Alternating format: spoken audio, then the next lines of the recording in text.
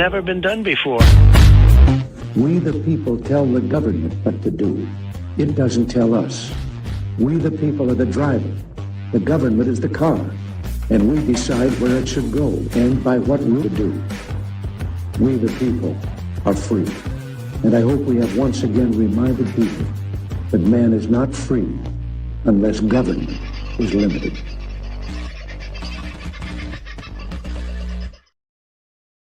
Well, morning, evening. I've got my times of day wrong. I know the clock often looks the same, and so does it outside at about this same time of night, or day, or morning, I should say. Hope you've had a good Friday. If you missed the show this morning, well, here we are catching up this evening, and it's going to be a little interesting tonight. Got a few guests lining their way through, provided all the emails got through. Vince will be joining us in the not-too-distant future, as will the Galactic Larrikins, who folks were requesting popped in for a bit of a chat. And, well, I actually fluked it. Rob happens to be up in Maloney at the moment, so they'll assumedly be on the same feed. So hopefully I'll send a text shortly to see why they're not in the back room, but we'll get there. And very shortly we'll catch up with Michael Offe to find out more about the Freedom Truck case with his brother Paul. Obviously, we've been talking about that now for some years, and well, there have been developments, let's just put it that way. And we have to be a little bit careful as it's an active case, but you're not going to believe some of the shit that's going down. Anyway, Michael's going to join us shortly. Hello to everybody in the chat. I've had to pop in and pop out, so I missed who was at the top of the chat or who was first in tonight. But Aussie Sue, I can see you got in pretty early at about 4:30. Tony, you are a legend of a human being. I can't thank you enough for the support and the ear that you are to me at times, mate. I really appreciate you. Thank you so much. The lovely Donna, g'day Macca, Margot, Aussie Sue. I saw your picture from the island too. How beautiful Russell Island truly is. It looks like you're out paddling with the dolphins. What a magnificent thing to be able to do. Please, folks, remember to like and share. And if you want to come back and put a comment in the show afterwards because you weren't here during the family time that we have live, then please do that too. We are endeavoring to do a lot more with our comment section in the near future, but there is only one of me and there is only a certain amount of time. However, there may be some developments on that front too. I might be able to get a little bit of help in the near future, and who knows what that could lead into. My lordy me, what that is in the house. Now, I've missed the top end of this. I'm sorry. Oh, have I? Hey all, no, lying in a hospital ward. Surprise, I found a nurse that's awake. Bless you, mate. Bless you. Rachel from the family has been sending you much healing. I know Tony's been involved, sending you healing, and I am so pleased to see that you're, well, lying in a hospital ward, but at least you're lying, you're part of the family, you're typing, you're part of it, mate. I'm so happy to hear that, and I'm looking forward to seeing you in the near future. It won't be this weekend, but it will be in the near future. What great news, mate. And I think I saw somewhere down here. Right, what have they done? They've gone into an artery in your leg and then into an artery in your chest to meet in the middle and repair the damage. You're a bit sore. I'm not surprised, but that's probably better than having your ribcage cracked open. So, oh, mate, I'm so happy for you. Well, I'm so glad it's gone well. Excellent stuff. And there's Rach. Okay, so I'm a bit running behind the game there. So, but great news. Well, I'm not sure that healing is what is required, but I can tell you that we do need prayers, particularly when it comes to what's going on with poor Paul Offe. We'll get to that very shortly. Black Sheep's in the house. Nice to have you, mate. Peter Grace, wonderful man. Pete from Pinaroo, as he's also known. The bear himself is in the house. Clayton, Angelina, Joanne. Oh, we got the roll up tonight. Katrina, everybody's in the house. Nice to have you folks. Listen, before we get into Michael, I just want to touch on something that I screwed up royally this morning. I brought up this particular poster, which is a pro-Palestine anti-fascist rally. And then because I've had my head buried in Sydney for a few reasons for the last week or so. And I can't tell you what I've got my head buried in Sydney. I'm not an organiser. What I am trying to do is find out certain things about what's going on there. And I've been very involved just in my own little world, not with anything that's being organised for Sydney, but I've been very involved trying to find out a bit more about it through my own channels. So I had Sydney in my head, and this thing this morning, I've brought this up and started sprouting off bullshit about it having something to do with the Sydney event. It doesn't at all. It is to do with the Melbourne event and a march for an Aboriginal and multicultural Australia. And I can tell you, folks, that in this flyer, which is absolutely disgusting, there are so many complete lies about what the March for Australia is all about that I feel we will talk about it briefly again tonight. Now, I'm not going to read these absolute lies out again. If you choose to freeze the screen and read them yourself, then feel free. But I can assure you that there isn't one word of truth. And the fact of the matter is that this group is using words like mobilization, activism, and they are a very active, apparently, group. And you can see what sort of support they have with all the symbology, shall we put it, across the bottom of the page. So the Melbourne event, and I don't know who's involved with that. I know that there are people who've offered to go there and film the event for me, and I'm starting to rethink that. I mean, these people are capable and they will look after themselves in that event, but if you are in Melbourne, I wouldn't be taking your kids to this protest, put it that way, or this march, if that's what you're planning on doing, because I believe there are forces at work, especially in Melbourne, and from what I've been able to ascertain in the last week in Sydney, who are going to work very, very hard. And not necessarily in Sydney will they be Palestinian forces. I want to make that clear. In fact, I would say exactly the opposite is happening in Sydney. The Palestinian March for Gaza or meeting for Gaza that they have every Sunday in Hyde Park is going to continue. And as far as I'm aware, those organisers have no plans to be involved in any way, shape or form with the March for Australia. And good luck to everybody who wants to do it, is the sentiment that I believe is being pushed from there. However, Melbourne looks like it's being hijacked for a variety of other reasons, including, and most prominently, that particular one that I've just shown you. All right, enough of my carrying on for the time whilst. Let's get in and find out a little bit more about what's going on with what seems to be a never-ending story about Paul Offe and the Freedom Truck. A quick précis, Paul built a rather large prime mover, semi-trailer, that was custom designed for him. Now, Paul is a young man who has had three very unfortunate moments in his life, which have left him with three separate injuries that do affect certain areas of his brain. None of them affect his ability to drive a vehicle. It's more about processing and speech and that sort of stuff than anything else. But he made this vehicle essentially as a way so he could go forward and make a living. He was going to use it as a limousine service, if you like, on the Gold Coast, and it had been booked to be used in a movie. It would have been the star of that movie. Now, I think, well, pretty sure that that movie's gone by the by, and the truck is still sitting locked up in a police compound in Canberra after the Australian Federal Police broke into it and seized it. And then in what I would call a very extreme act of lawfare, have been able to wedge that truck in a compound out in the elements since that day in Canberra and fight every step of the way to be able to sell it, to be able to get rid of it, and to be able to throw Paul in jail with, I think, a total of close to 40 years potentially in jail if he's found guilty on all these separate ramped-up charges that they have put forward. So tonight, I'm going to bring in Paul's brother, Michael, and he can tell us exactly what's been going on for the last couple of days. G'day, Michael. How are you, brother? Good evening, Carl, and all the listeners. Thanks for having us.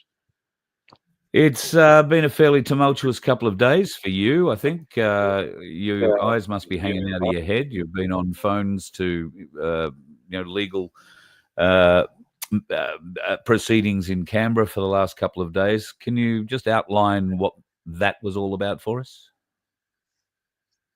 Yeah, well, we've had a legal team in place for the last, what would we say, 12 months or so, and we were expecting a good run with that and being able to mount a fairly good defence case with a good, well-experienced barrister involved.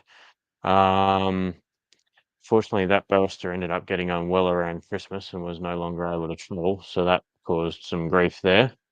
And then, so that sort of threw a big spanner in the works. And then the alternatives for a replacement barrister also, and having to rebrief a lot of the matters, sort of pushed the costs up considerably. And yeah, it just ended up being that we needed to somehow raise $250,000 to run a trial defence. So we've tried for 6 months to achieve that and haven't been successful. Yeah, so that's the thing. We were unable to raise So $250,000 on that. I mean, there was significant funds raised, just not the level that these guys particularly wanted. So that meant that they get to exit the case, I guess. Well, I mean, it wasn't fair in a way for them to be trapped in a case that they would have had to have paid money out of their own pockets to run to a higher value, because the barristers work separately to the legal firm anyway. So, yes. Yeah, that was a circumstance that couldn't really be avoided, and we believe in doing the right thing by other people. And that was the right thing to do. So, the only problem is it leaves us Paul, more to the point, in a pretty challenging situation.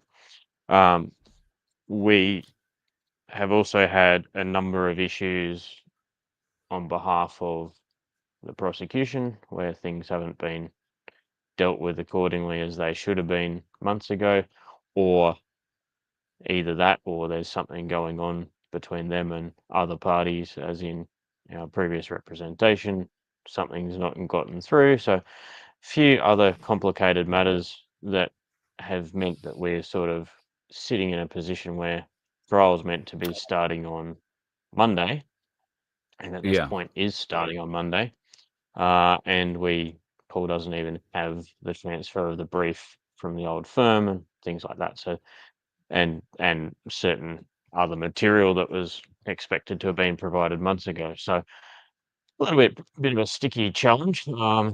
We've tried to air those grievances in the court for the last week, and the court don't really seem to think that it's actually relevant or important to be able to have those things available for us for a defence.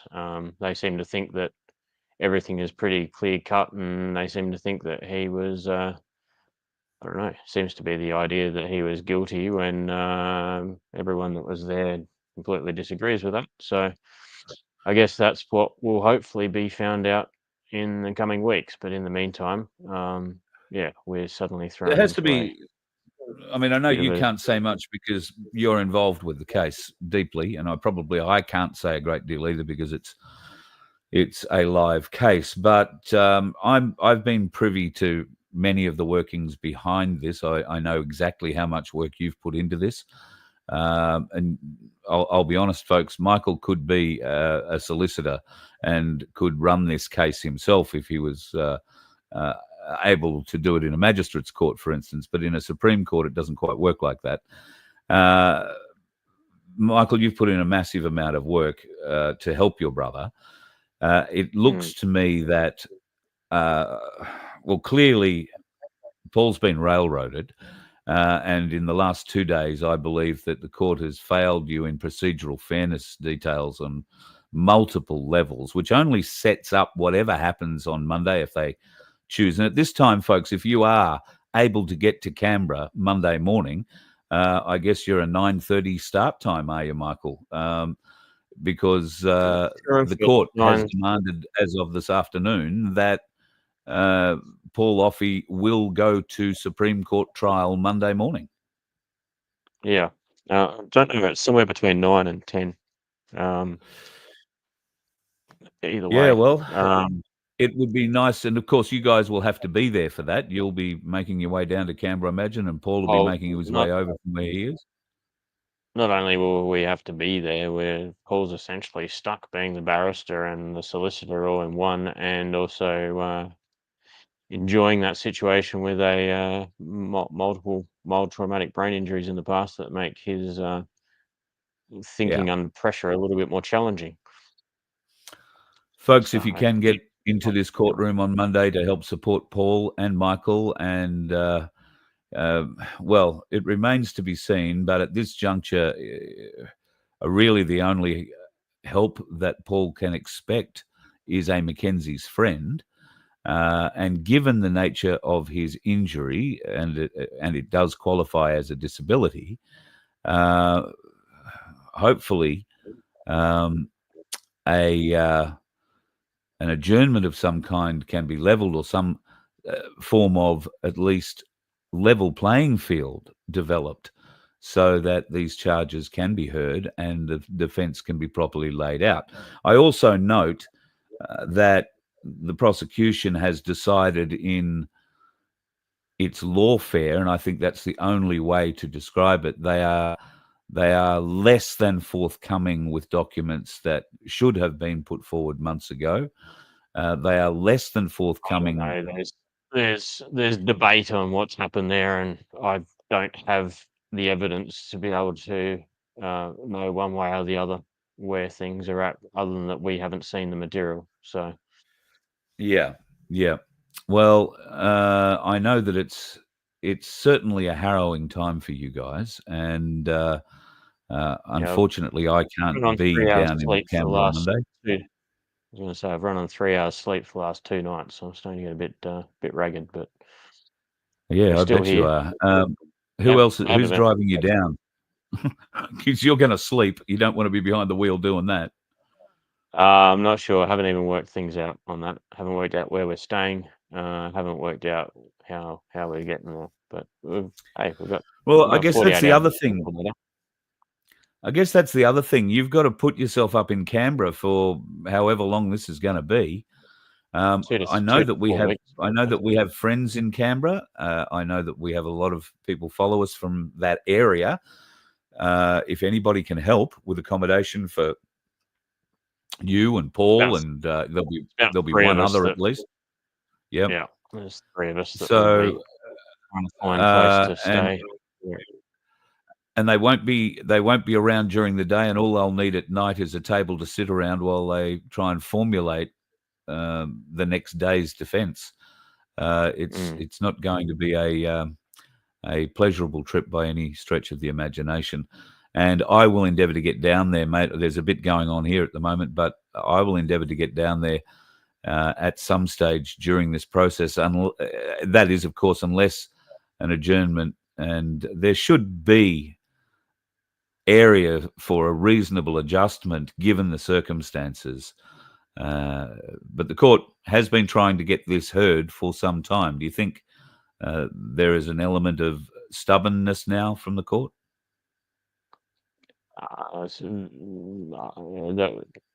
Based on what we're seeing, you would think that that's probably the scenario. Yeah, Yeah, there doesn't seem to be any flexibility whatsoever in anything. It's just it is happening. When he was when they have a thing for basically leading up to it where they work out whether uh, the parties are ready for trial. Wasn't even asked whether he was, wasn't even given the courtesy. So that was yeah, interesting. So yeah, yeah, I think they basically intend to run it come hell or high water, and that's what it yeah, is. And yeah, it's just it's hard to believe that after 3.5 years of trying to raise sufficient support to be able to run a proper legal defence on a yeah, case that was probably one of the biggest and most ridiculous um, situations coming out of that whole period of time, where there's yep, been a handful of other people that have been screwed over pretty badly as well. Um, but Paul's definitely had the book thrown at him for what ultimately was a complete, an entirely confusing situation that Yeah. was hard for anyone to make sense of, with absolutely zero clear direction from anything or anyone as to what he was supposed to be doing. And then he gets basically set up for being a dangerous person and throw the book at him and take his Yeah. $200,000 truck, destroy his livelihood, destroy his family. And we've been Yeah. basically dealing with it for 3.5 years, trying to get somewhere. And it's just It's surprising that ridiculous. in that whole scene that's been going on, that you can't get the support to run a fair trial. Like, in theory, Yeah, that they well, I mean, there are plenty of claim people. that Arvy's very good at raising money for himself, and he's doing it again now to raise new microphone equipment. I don't know why he needs us to help him pay for it. He's got plenty of Jewish supporters who can reach in a pocket and pay for it in a heartbeat. But apparently now he wants the people to pay for it. I know he's been very good to you guys in the past, he's and he actually has been really mentioned it on supportive, a couple which of has been occasions. great. Yeah, So, but maybe you can get one of your yeah, no, high-priced lawyer friends to come and help you and offer a bit of support. I know. Look, I'm being unfair there. I retract that. I'm sorry. I know that people do want to help you. What my observations of what's happened, particularly with the lawyers that have been retained in this case, is that they have all shown at the beginning of this case a great desire to fight.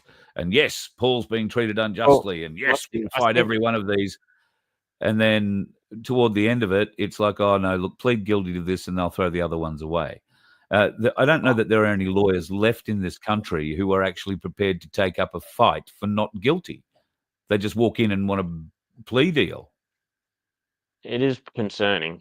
Certainly this experience. I guess there's a couple of things. One is, supposedly the legal system in Australia, you're still innocent until proven guilty.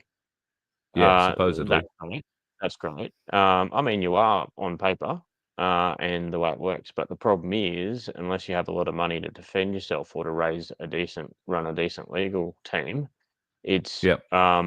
it's not that you're not it's not that you're guilty until proven innocent. It's just that you somehow need to raid a bank to be able to fund enough money to be able to get a defense. So Yeah. it's the system seems to be, in our experience, which we'd never had any experience with the criminal justice system before because we're not criminals and have no Yeah. intention of being in any way, shape, or form.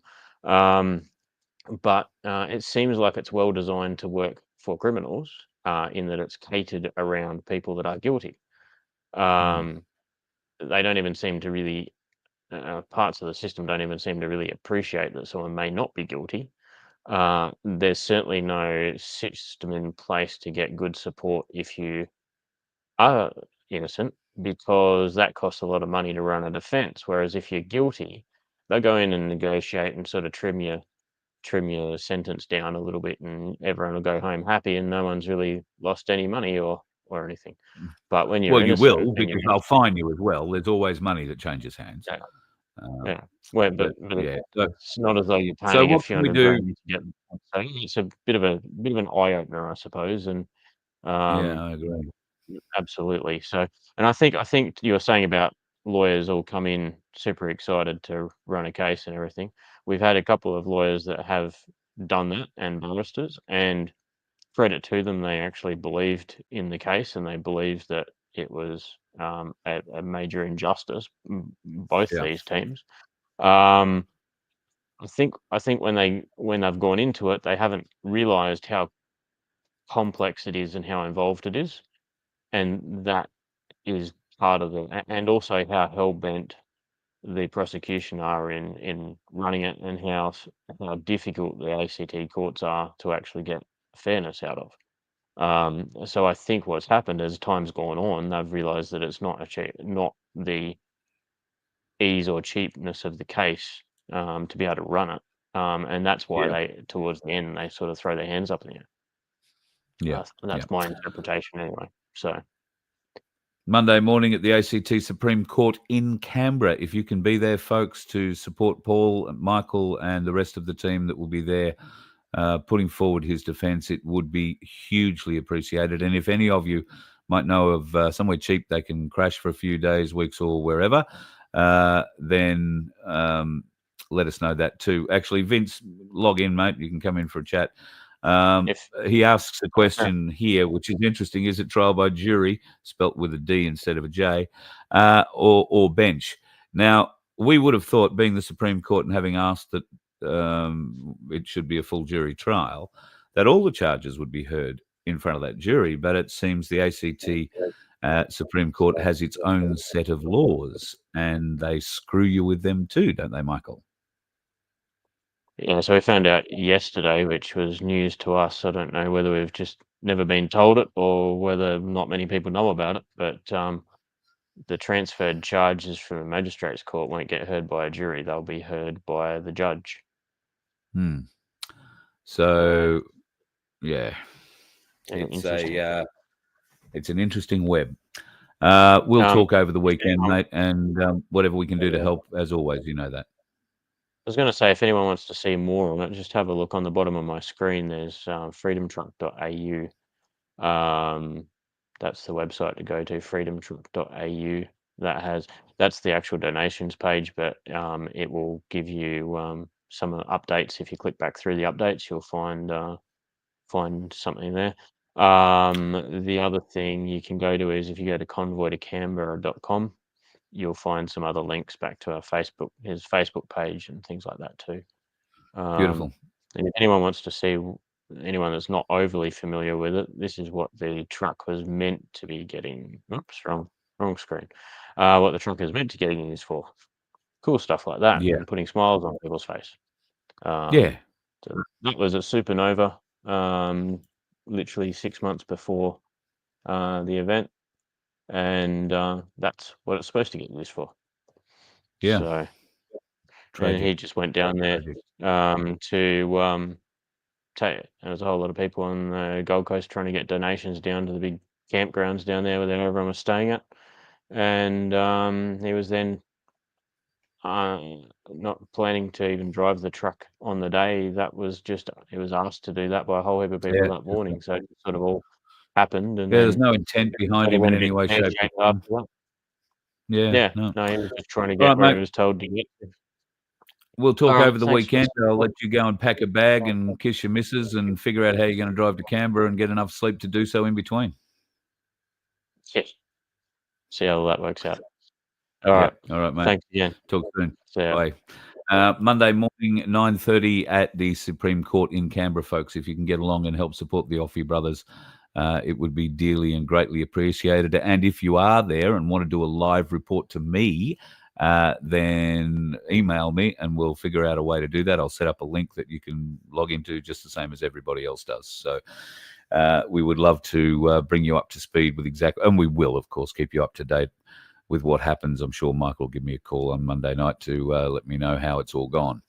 All right, let's move on a little bit, and it's time to bring in the folks that, well, I get demanded we haven't seen in a while. So without further ado, and I don't have a little trumpet fanfare to play, but ta-da!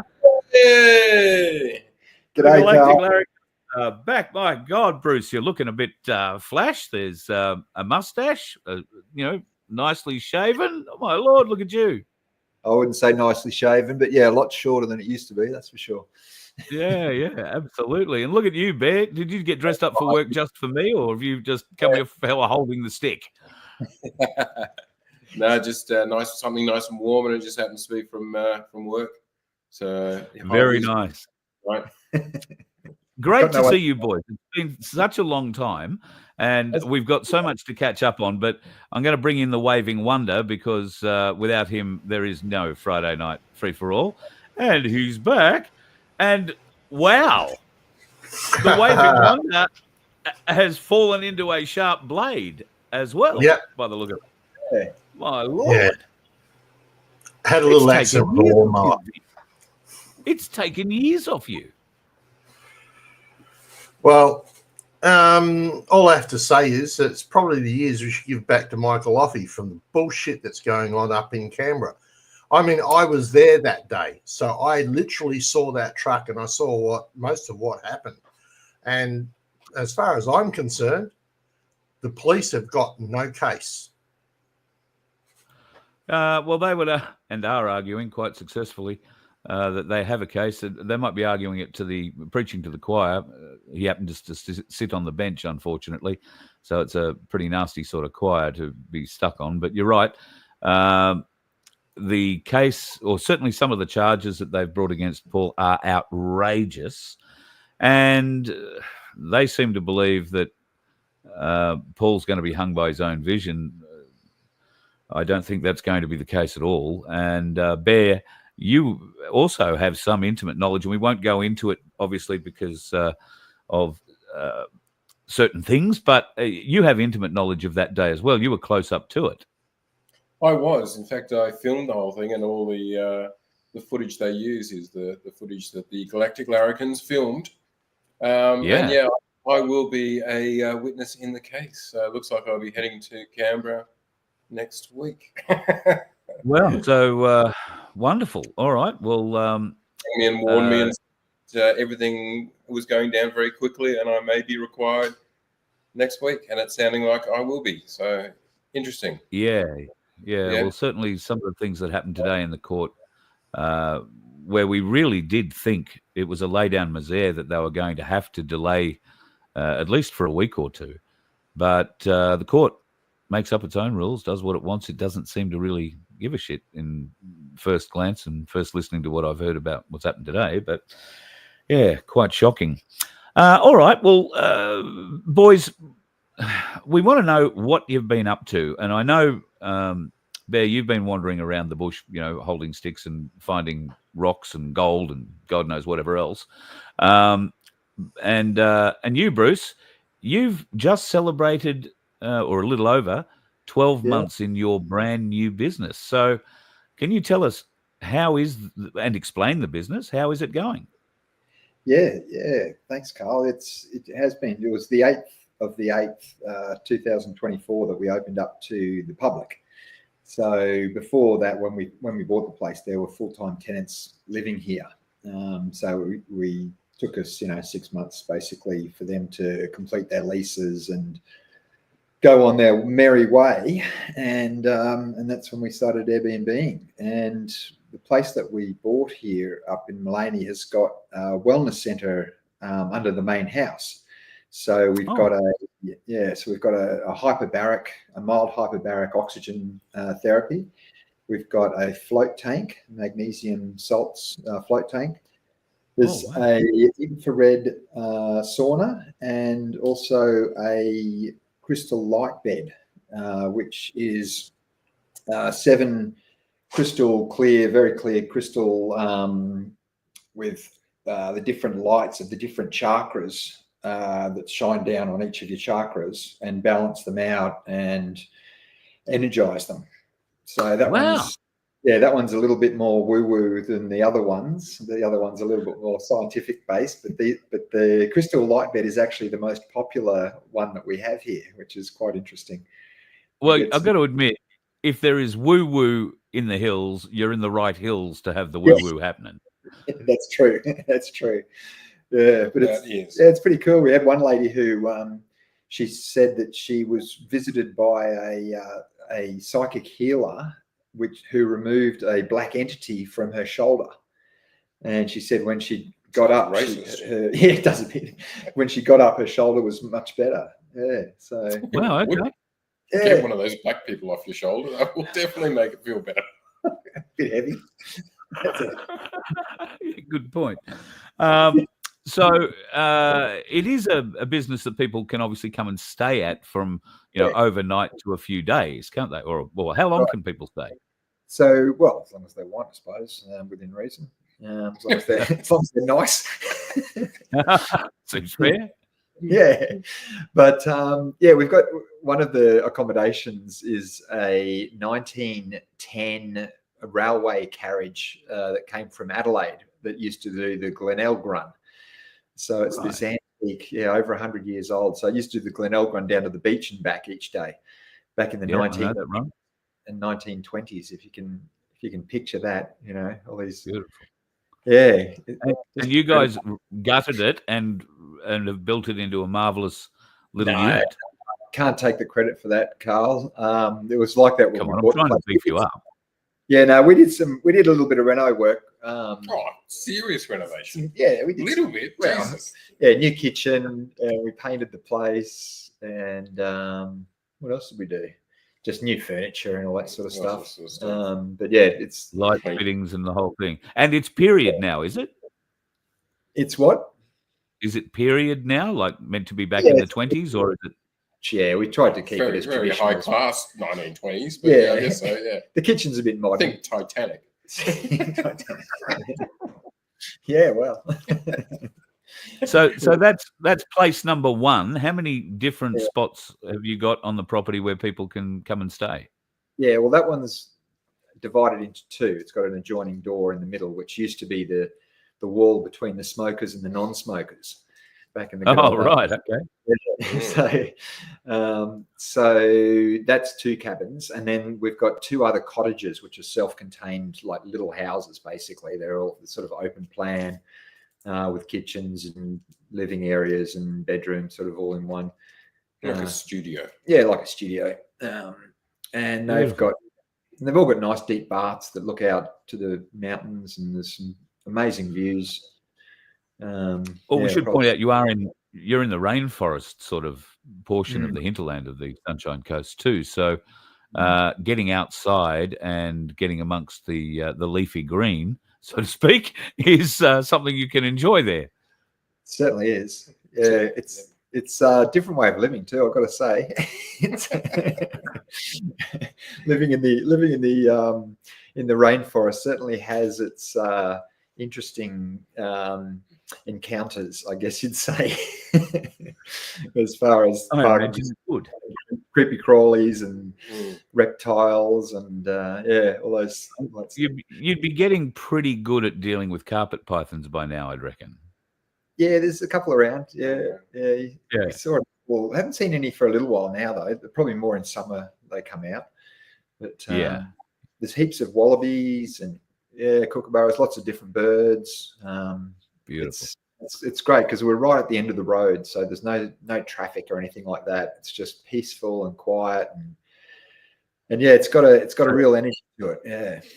You've obviously got people talking about it now. They want to know how they can find you. So, how do people? You got a website? Yeah, the website is heaveninthehills.au. Heaveninthehills.au. Yeah. I'll try and bring it up here. Yeah. Heaveninthehills.au. Sometimes when I do this, look at that. Sometimes when I do this, I tend to disappear off the screen. So just give me a moment. That's a risk we're willing to take. That's what it takes. Thank you. How delightful. Oh, there you go. And I haven't disappeared? No. I'm not looking at you. I'm looking at the great website you just brought up. Hang on. I've started something that has audio running in the background. Audio? I don't know where that could happen. Where's that coming from? Uh-oh. I thought I got rid of that. This is very strange. Scroll down. It might be that video that's underneath it, although... You got videos playing? Yeah. There it is. I see. But that shouldn't have sound. Nice. All right. Well, this is a bit of an idea. Folks, you can get a look at it and go and check it out yourself. It gets a bit confusing with that audio running in the background. Heaveninthehills.au. But I have to say, how bloody magnificent does that look? And beautiful pictures of the houses and both of the train compartments is probably not the right word to say, the train units. But cabins. Mild hyperbaric oxygen. Now, that's pretty good if you're not feeling terribly well, isn't it? That sort of stuff. It is, yeah. It's actually great for a hangover, definitely. Yeah. Great for a hangover. Yeah. It's true. But lovely.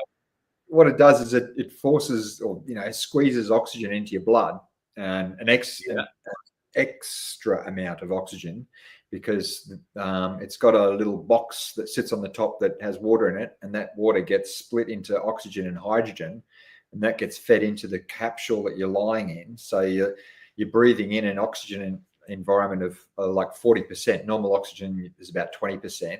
So it's about 40%, plus then it's under pressure. So it's being pushed into your blood, and then that gets taken to your cells, and then that helps produce ATP, which is the energy that the cells produce to do the things that cells have got to do, depending on what type of cell they are. So it helps with healing. It helps with regeneration when you're when you've been exercising. What do you call it? What I'm looking for? Recovery. Thank you. Yeah, recovery. And also, it's like they say, it's a bit of a elixir of life. So it sort of keeps you youthful, keeps your DNA undamaged, and that sort of stuff. Yeah, right. All the athletes will use it. Yeah, athletes use it. The Australian Institute of Sport. They have of course, chambers, and they sleep in there, and The first time I ever remember hearing of it being used as a way of increasing the healing rate was after Craig Lowndes' big role at Calder Park, I think it was, many years ago, back in the 90s, and he hurt his knee quite badly, and they needed him back ready to drive again for something. I think it was Bathurst a few weeks later, and he spent a lot of time in a hyperbaric chamber, I think it was, getting therapy, oxygen therapy on his knee, and he was working back, driving around Bathurst 2 or 3 weeks later. It was quite a very good healing process. I haven't had I went to one of those oxygen bars once where they give you these weird little things to put over your nose and you inhale pure oxygen while they sell you overpriced vodka. I don't know that really helped in me anyway. It didn't certainly help me stop drinking vodka in any way, shape or form, but it was certainly not one way to take it. No, didn't feel drunker because you're having it. I don't know. Yeah. I think at that time of my life, I wasn't gauging how drunk I was, and if I was, it was usually the next day and what sort of absolute stupidity I had undertaken in the night previous. That's usually how I gauged how my night was, how stupid I'd got, and I usually only learned about that 2 or 3 days later. So, yes. Oh, yeah, I keep forgetting. Connie and Alan, Connie's husband, has been working in the hyperbaric oxygen therapy thing for many, many years. In fact, he's built chambers, big chambers for various different things. So if you ever need somebody, Bruce, who knows a bit about hyperbaric chambers and how to fix them, I know a man just between you and me and the gatepost. So lovely people too, Connie and Alan, wonderful folks. So I've got to come and see you guys sometime soon. Or you've got to come and see me. We were talking about that too. Anyway, we'll get more to that. So, boys, I've got you on for not just to catch up and say g'day, but I want to run a couple of things past you.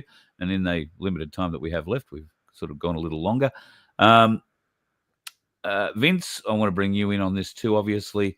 I've been considering the idea of moving my show a little bit and doing more shows in the morning, whether that be 7 o'clock or 8 o'clock or whatever time it turns out to be. And I am concerned that because we've built this great family in the chat that is used to being here at sort of 6:30 at night, I'm worried that we might be deserting the family a little bit. So people in the chat, we are watching intently.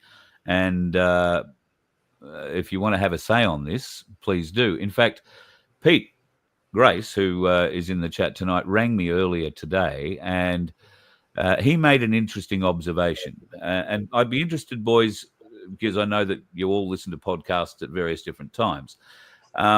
His observation was that my live show in the morning, if it went an hour and he wasn't up listening to it, live, that he really only got time to listen to half an hour of it before the phone starts ringing and the day starts interrupting. And he didn't get the time to go back to it, to get to the end of it. And he's now had that with my 2 shows this week, I think it is, that I've done, that where I had a bit of a show in the morning, might have been 3. He's never been able to get through the whole thing. So, Vince, I'll start with you. Very valid concern. What are your thoughts on the move, my idea of the move? I understand that you're a much better presenter in the morning than you are in the evening due to your years and years of morning shows. Certainly a lot more life in it. It'll be a bit funnier.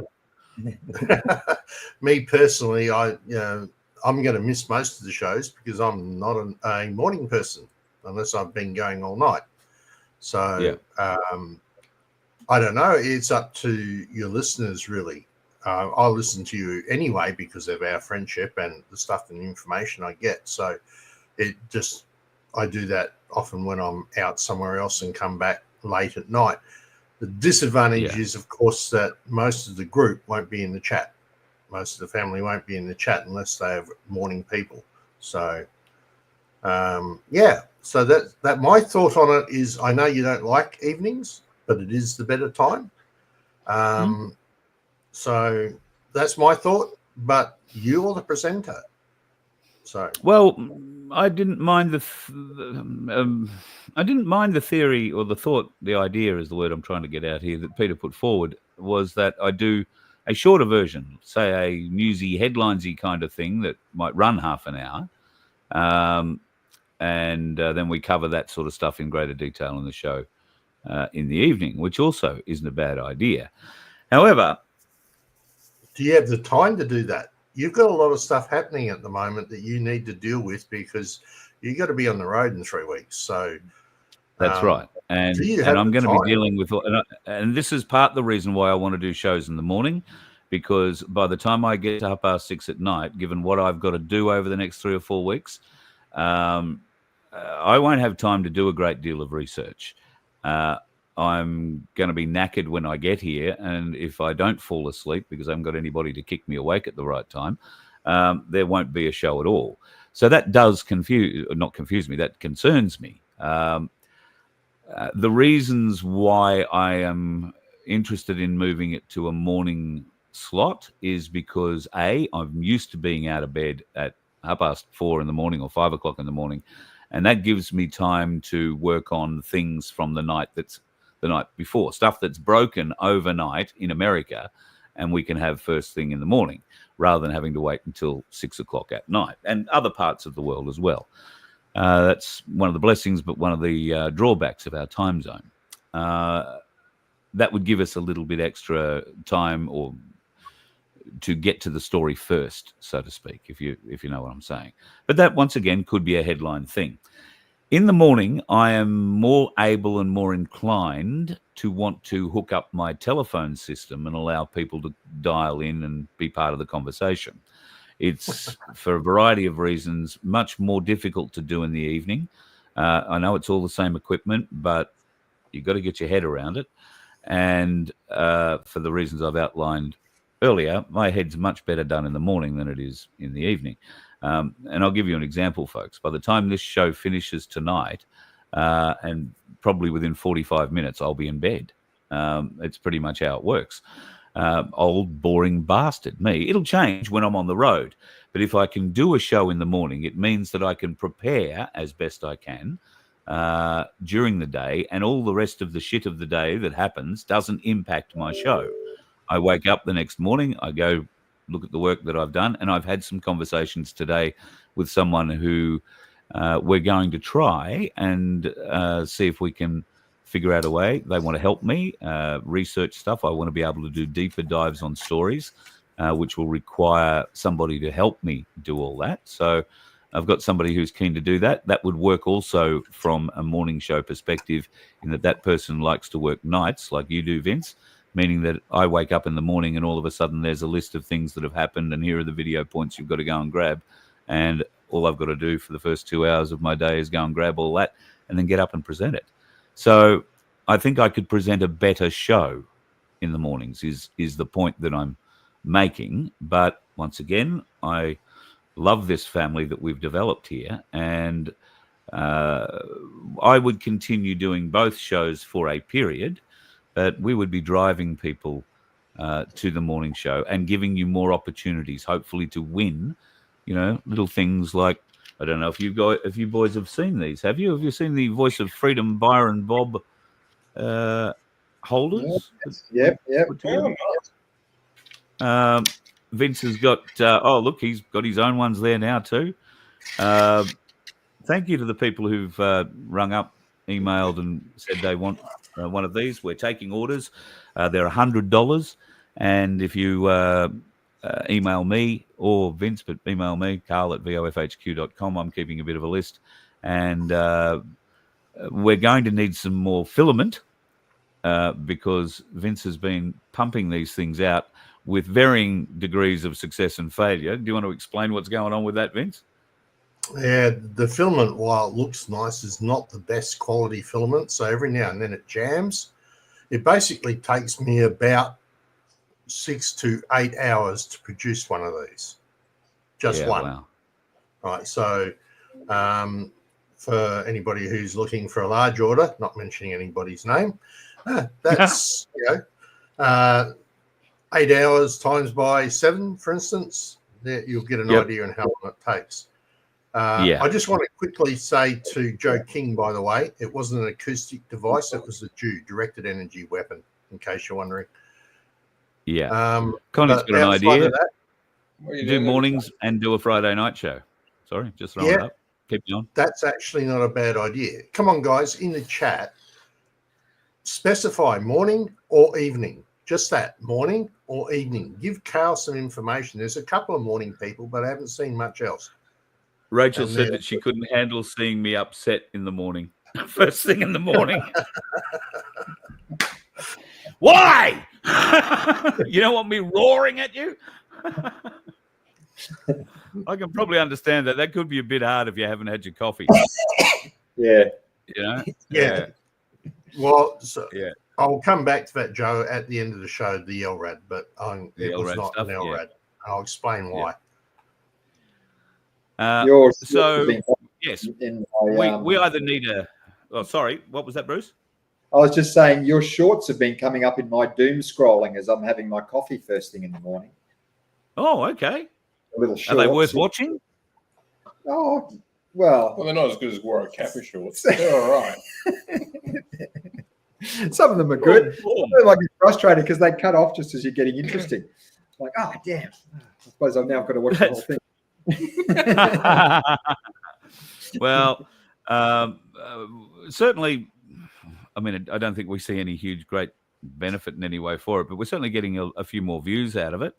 And we've been finally able to not just crash through that 11,000 subscriber barrier that we've been hovering around for God knows how many years before the suppression was lifted slightly.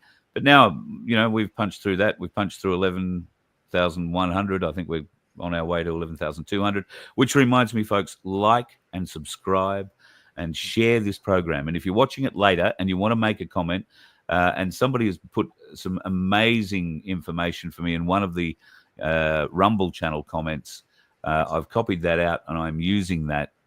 You'll see more about that. And the person who's posted that will know what I'm talking about. It had to do with one of the RV videos. So I really appreciate that information, and it's been worked on. So, you know, we want to engage a lot more. I want to engage a lot more with you, but it's very difficult at this time of night for me to get everything lined up for me to engage with you during the day, given the other stuff that I've got to deal with. Hopefully that'll change when I'm on the road, but even still, it's much easier for me to pull up somewhere, stay a day or 3 and do morning shows, and then when I've got to leave, I leave in the morning, I drive however many hours I've got to drive, get knackered, pull up, and I don't have to run around and try and figure out how to put a show together that's worthy of you people. Because I'll sit here and talk to myself. It doesn't really matter. But I'd like to talk to things that keep you entertained and interested. So for that, I need some time to be able to go and research it, find it out. And, you know, things do fall across my desk quite regularly. But here's an example of one of the things that I suggest we would all like to research before we say, "Ooh, look at this." And this. So I have never seen anything like this in my life. I'm just out here hiking with the dog. I don't know what these things are. Is this military? Is this non-military?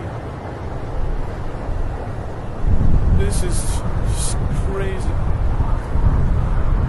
There's a ton of them. And they're not making any noise. Can somebody please tell me what is going on?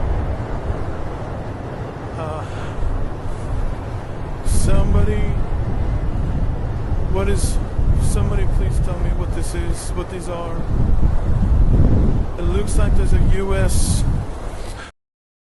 You get the idea. He goes on like that for another 30 seconds. Oh, can somebody please tell me what they are? I'm going to tell him they're AI. Yeah, fake. Absolutely fake. I mean, even if the devices that were whatever they were, the actual plane that was flying there wouldn't be going that slow because it would fall out of the sky. That's the dead giveaway. The plane in the background was flying at the same speed as the UFO and wasn't moving forward. That was the first giveaway to me. First thing I saw, well, other than the way they looked at the opening shot, but the dead giveaway is the aircraft. So pretty sure I've seen those in sci-fi movies somewhere, in one of the ones I've watched. Anyway, I think that's clean out of Battlestar Galactica about 1978. Like it. Yeah. With a little bit of paintwork on the side, and maybe lowered the stack that used to be the bridge on top of the Battlestar Galactica. But yeah. So Project Bluebeam. I beg your pardon. So in the chat, it's looking about a 50-50, Carl. Some wanting evenings, some wanting mornings. Right. So it might be your call, mate. Well, I think the Friday night has to stay. I think that's a given. Oh, I agree. And if I were able to do morning shows, I would be able to put more into a Friday night show. Can I just say? Yeah. I would be able to turn it more into a show with multiple cameras. Now that I'm going on the road, if I can be somewhere where there are going to be a reason to run multiple cameras, even if that is sitting out in the middle of nowhere and pointing one up into the dome or into the space, whatever you choose to believe, and looking at the galaxy. I mean, happy to do that. Got some big lenses. We can zoom in on some interesting things. And I might be able to get some people to come and talk about those interesting things. Unfortunately, I don't think there's anybody who's going to come and talk to us about what we see crawling across the face of the moon on regular occasions with some of these cameras. But we live in hope that somebody will come forward one day and tell us how all that's going. Now, boys, I know that you will have bought your tickets in our lottery to raise a few bucks to help the Good Samaritan Donkey Sanctuary. I can see the look on your face, Bradford. You've obviously forked out your $2 immediately, if not sooner. Of course. So, just for your interest, we are running a raffle or a lottery, if you like, for $750. There are only 750 tickets. They are $2 each, and we share the profits with the Good Samaritan Donkey Sanctuary and all the bastards who claim money out of us for holding websites and servers and Vince and all that sort of stuff. So we're also offering a 1 gram bar of Ainsley Bullion, which, for the fun, I mean, I don't know why I'm bothering to do this, because you get a much better look at it if I... oh, God, I think I've dropped it. Oh, that's not it. Oh, that's not it. Oh, neither is that. Oh, he's lost it. Carrying it around. No. All this time he's lost it. I've got them hidden, you see. So finding them sometimes, because I forget where I hide them. And I have a few hiding spaces. Oh, God, it's like trying to get my license out of my wallet. Never easy. I will get it. Bear with me. We're bearing. All right. So, guys, Galactic Larrikins, how are you going anyway while Carl's busily searching his wallet? Yes. What have you, I know, there we go. He's found it. Found it. Bloody hell. Bit of a battle. The plastic, the hard plastic is great. The plastic over the top of it might be bent on the corners. I apologize. But I do have some that aren't bent if you want ones that aren't lifting like this one is. But there you go. One of those up for grabs. That'll be our second prize, isn't it, Vince? We're doing 2 draws. Yeah, well, we've got this one here at draw number 5, and then again we'll do another one with the gold at draw number 10. In the meantime, we've elected to do those for the in-between So- draws. Yeah, we will put those out, and provided we can get some filament, hopefully we can get a blue that looks as good, but it is a better quality. For whatever reason, in the print process, this filament tends to work fine for you, and then Then it jams up in the nozzle for some stupid reason, and of course you're halfway through a print, so you've just lost a whole heap of filament as well. So it is a bit of a pain. And I'll be honest with you folks, we are not using a printer, a 3D printer of Formula One quality here. I'm just saying. Yeah, You know? I don't have one of those. Yeah, no, we haven't had $250,000 to donate to you to get that just yet, but who knows, mate? I do have friends with a variety of printers. One of them actually used to have a 3D printing business in Adelaide. I'm not sure if he's still got any of the gear, but if you need help, reach out. I might be able to stitch a network of 3D printers around, and you've already got a design. Are they easily shareable through systems, these designs? Yeah, I can send them as an SLT, but I could actually get these printed overseas without any problems at all. But that's not the point, is it? The point is that it's made by us. Yeah. All right. And that's the point. That's what makes it value, not mass produced by a company from overseas. But yeah. What they're saying, what about a silver plastic? I reckon it might be a bit overpowering, silver on silver. I thought black, gold, maybe. Yeah, gold or black, like a shiny black would look good too, I think. Or possibly a dark red. But look, at the end of the day, it's what's inside it that looks beautiful. It's what I'm lovingly refer to as the reveal. You know, you pull that out, and they just look beautiful. Yeah, pops, as they say. It's beautiful. Yeah. And by the way, we do not have the money to go buy another printer. Honestly, when Carl says that he is running on the bare bones of his bum, he is not being flippant about that.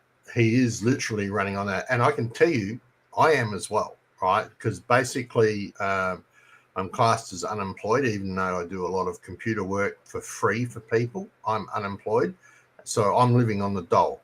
So no, I don't have the money either, right? Yeah. So just be fair on that. We are not a big organisation. We do not have heaps of finance behind us. We do not attract big sponsors. Yeah, we do not attract big sponsors. We are not, doing those little ads at the front of the programs that you see people do. They get paid a lot of money for that sort of stuff. And I got to be honest, I nearly looked into one the other day. Well, Revolut, I think, is one we might look into because they offer fuel savings, fuel benefits for people. And they are apparently now available in Australia, and they're looking for people to help promote that. I haven't looked deep enough into them overseas to know what else they're into, but I think, if you can save, and they are good fuel savings, if you use this Revolut card or whatever it is to pay for your fuel, you get a lot of other bonuses too.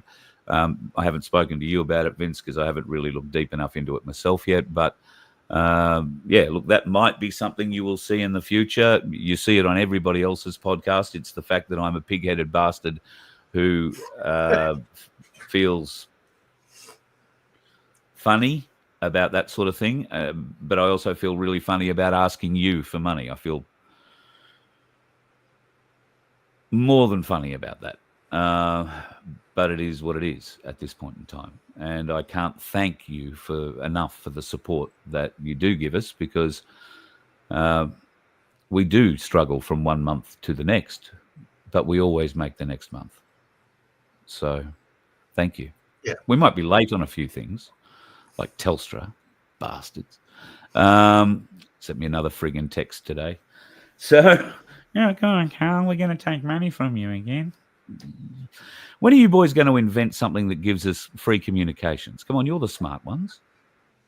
Hopefully Elon will give it to us at some point. Yeah, Starlink will be free. Who knows? Yeah, fingers crossed. And the new Starlink phones, that'd be great. Hey, I watched your mate Austin on a show the other day too. God. And he was on with a German girl, I think, and it was a really good interview. And now I've forgotten exactly what the subject was about. Stupid of me to bring that up, really, wasn't it? But this it was a very, very morning show. This is why he wants to do a this is why I want to do a morning show. One of the reasons. Made the point. You demonstrated.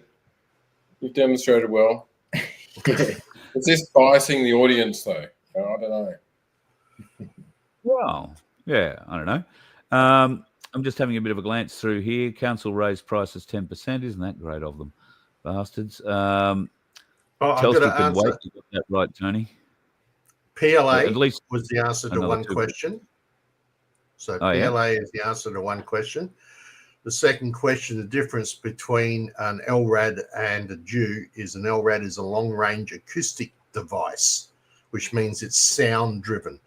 A directed energy weapon is a microwave that they use, and it was running at 3,600 milligauss at the particular event in Canberra, because I actually recorded it and I actually know where it was sitting. And if I can find my old Facebook reel, I will put it up at some stage. Excellent. Disadvantage of microwaving a person who's used to them. And that's why people suffered burns, not deafness or nausea. Correct. The LRADs they don't deliver deafness as such. They deliver nausea. They fuck with your middle ear and all that sort of stuff, but they don't burn you. Clearly, people were burned in Canberra quite badly. So 100%. And if that's my opinion, just in case Facebook wants to do that's my personal opinion, because I was there. Just in case this wonderful YouTube wants to say anything about it. J1 has brought up an interesting point about Starlink, necessary for the new financial system. The new financial system, I think, is something I know we're going over time, but hey, it's Friday night. The new financial system, do you guys believe we are closer now than ever to this new financial system, seeing what we're seeing out of the US and BRICS and everything else? I think it's going to happen eventually. I mean, we're obviously getting closer and closer, but I like to think that we are very close, but then I thought that 5 years ago. Yeah. So, yes. But we are getting closer. Definitely getting closer. Yeah. We can't get further I know away. some people who were at the John Rickard speech in Jim Rickard speech in Sydney the other night. He is the former Pentagon financial analyst and is very, very tied up in gold or precious metals and their value. He's predicting 10,000 for gold and 6,000 for silver. And he's not, well, I'm telling a lie. He said, don't quote me on these figures, but I wouldn't be shocked at 10,000 for gold and 6,000 for silver, potentially before Christmas. So if that were to happen, wouldn't that be a nice Christmas for us all? Although given the Albanese's government and their recent tax reform summit or whatever the bullshit meeting they've had for the last 3 days in Canberra, they'll try and take all that off us too. We'll talk more about these new tax ideas of taking money from us, including inheritance tax, death taxes, some changes to the capital gains area where you've been able to get money back previously, you won't be able to now. And of course, in Victoria, they're looking at either very soon to introduce or may have introduced unbelievable laws where you sell your house, you're going to donate a much higher percentage of your income to the government. So much so, about 30% more, so much so that by selling your house, you won't be able to buy a house of the same value, much less anyone that's worth a bit more, because the government will take so much money out of it. And there is also a plan to tax your spare room. Yeah. Really? A spare room. Okay. And this is because there are so many 3-bedroom homes in Australia with only 2 people living in them. So if you decided to rent out that room, they will tax you on that income that you get out of the room too. Be aware of that. But you will just be... as well all my kids are coming home then, isn't it? Including possibly the 33-year-old, because they can't afford to buy I would also suggest to people who are in a bracket where your superannuation or the wealth that you've saved yourself for, saved for yourself rather over the course of your life, if you like, the inheritance that you've built for your children, I would suggest looking very closely at what they plan to do with that, because with an inheritance tax, they're going to take probably close to 30% of whatever you thought you were going to give to your children off them. And you could fix that by paying a visit to Ainsley Bullion and maybe availing yourself of some of their professional services before the government can lay their filthy, stinking hands on whatever plastic money or paper IOUs you have, saying you have dollars in a bank somewhere or in a super account. But they are coming at all different levels to, and there is, pardon me, there is a word, let me just bring it up here because I copied it out. They are looking at all of this through an intergenerational equity lens.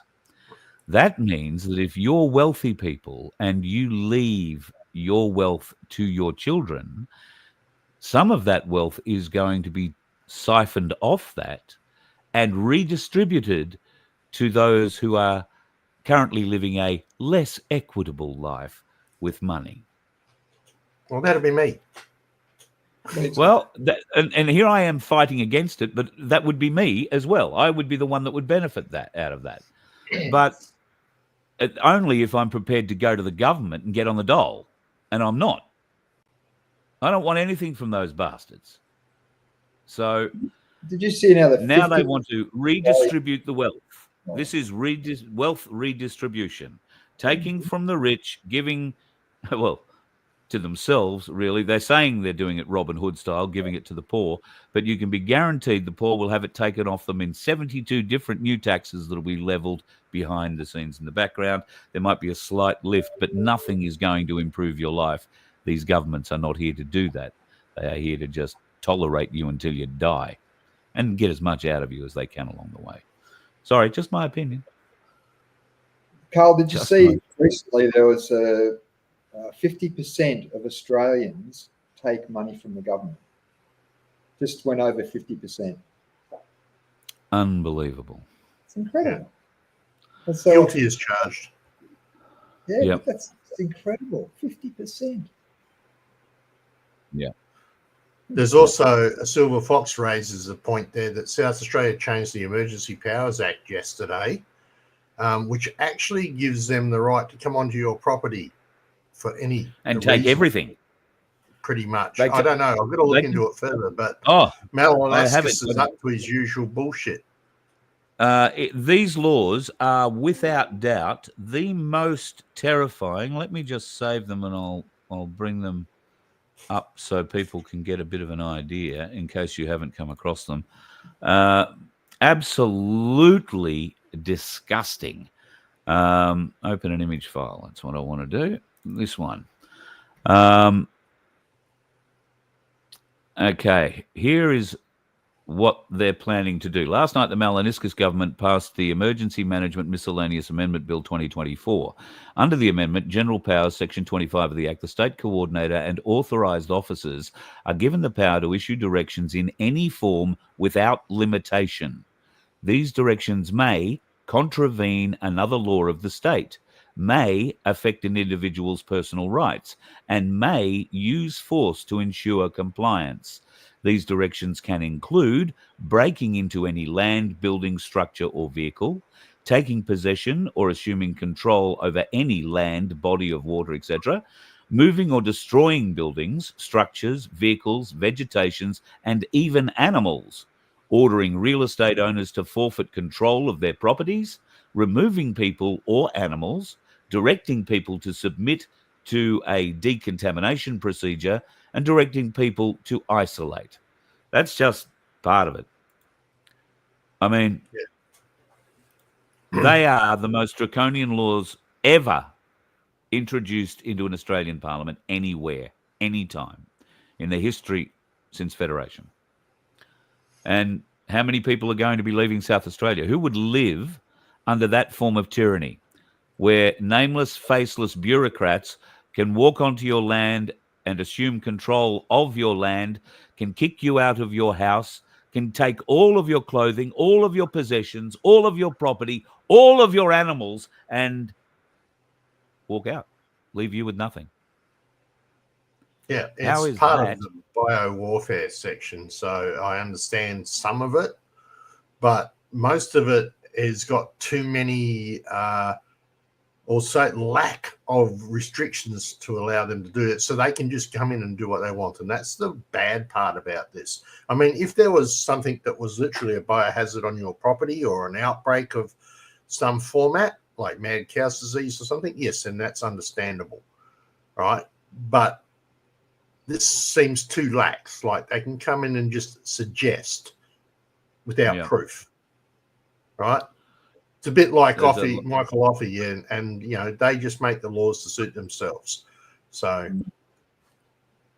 Ned's got the right idea. We, the people, want our 1901 Constitution reinstated, not the treasonous corporate government bastard one that was put in 1973 by that prick Gough Whitlam. Did any of you happen to see? Did any of you see Four Corners on Monday night? The Sovereign Citizen show. Look, I did watch it, and I haven't bothered talking about it simply because it's. I thought it was weak journalism by the part of the ABC. I thought the story they tried to sell was a setup. I thought they treated the sovereign movement like they were children or developmentally disadvantaged, and sort of patting them on the head. There, you do what you want to do, then that'll be okay. I thought, there was one interesting thing for me that came out of it, was when they mentioned the trains, that family of three that was shot by Queensland police at a little place called Tara, or not far from a little place called Tara out in Western Queensland.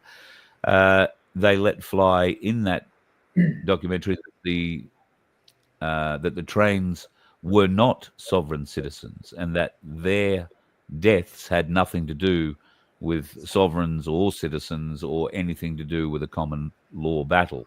And in fact, there is video, I believe, of Albanese mentioning in a press conference, either live as a stupid comment or as with a hot mic somewhere near him, saying that the police murdered these people. And that has long been held by those who knew the trains. The trains were in an interesting and weird relationship, some might suggest. But the fact is, they had detailed information about pedophile rings operated by police forces in Queensland, or police officers in Queensland and in New South Wales, more particularly in New South Wales. And the order came because they were going to go and disclose all of this information. They were heavily involved with a pedophile exclusion network in America, and they had quite a network here in the back channels of Australia as well, and they were prepared to go out and put forward their evidence gathered from the schools that they'd worked in. One of them, of course, was a principal, I think, and had seen and had first-hand knowledge of how this bastard, awful kind of business takes place, and how the police officers are responsible for it. So that is the alleged reason the trains were actually put down. And I use that term with exactly the reasoning behind it that you think. There's another piece, Carl. If people want to go and have a look at Tim's truth, right? Tim raises a very interesting point about that and that particular show on his program. It's only very short, but there's a really interesting point about what the Constitution says regarding that and who can vote. Very interesting point on it. Who is allowed to vote in this country according to the Constitution? Not the Act, the Voting Act, but the Constitution. So if you're interested, guys, go and investigate, because I'm not telling you here. Time to do your own research. Oh, we're teasing people. All right. We've gone for nearly an hour and a half tonight, so I want to just thank you boys for spending a bit of time with us on a Friday night. And it's great to see the Galactic Larrikins back and doing what they do best, sit in a chair and just chill. Very good. So, Bruce, plug the business again for us, will you? heaveninthehills.au. heaveninthehills.au. What about a discount for Voice of Freedom family? Oh, I think we can work something out. Definitely. There you go. So, and I hadn't prepared him for that at all, folks. You can hear the level of enthusiasm in his voice. Maybe work something out. Yeah. All right, boys. Love your work. Thank you very much, and talk to you very soon. And you, Waving Wonder, can't thank you enough, as always, for the work that you do. And I know you're going to go back, and if you've got any filament left, you're going to try and print up another one of these things. We will have some, I hope, by the end of next week that I can send out to the people who've already ordered some of them. It's not like we aren't being overflowed with orders, but as Vince has outlined, these things do take 7 or 8 hours to print up each, and he tried 3 last night that failed. So a bit of a pain. One success. I've got one success. Well, and a beautiful success it is. I mean, they look great when they finish out. So I've got 5 at this stage, Carl. There is 5 there. Of course, they'll be sent off to you. I'm hoping to get 8 before Monday so I can send them off to you. Okay. Hey, Will and Kay have tried to buy tickets in the raffle and been knocked back. There is a little foible with this. If you've become a member, or if you've logged in, or you've got to log in, or can you explain what's going on here? Okay. Let me just do something for half a second. Oh, well, we'll let Vince do his half a second thing.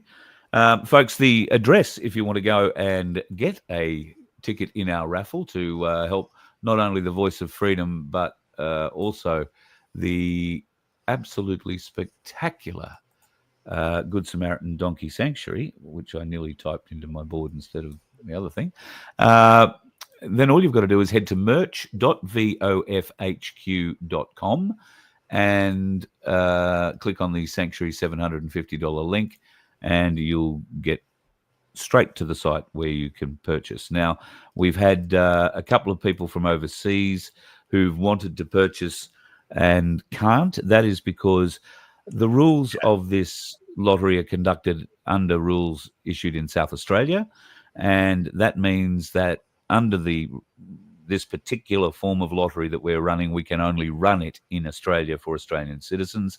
There are ways and means that other people could buy in, but you would need to have an Australian credit card, which if you're living in America or even possibly New Zealand, you won't have one that will bounce through the system. You can access it all through a VPN. That wouldn't be an issue. It would be how you would pay it. Because I don't think we have issues because you start talking exchange rates and bits and pieces, and all that dives into the profit for the docking sanctuary as well. So that doesn't help. I've got a share screen there, Carl. Hang on, I better get rid of a few screens. I'll get rid of that one. And that one. There we go. All right, so if you've already purchased once from here, what you're going to find is that you have an account that's been created for you, and you would have had that sent to you somewhere in your emails.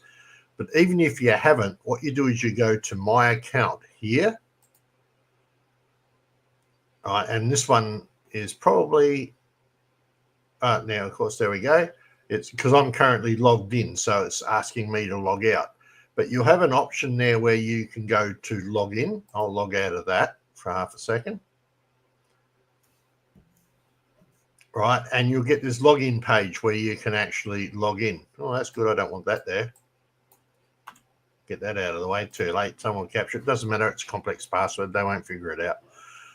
Now I've put the challenge out. But what you do is you log in there with your email address.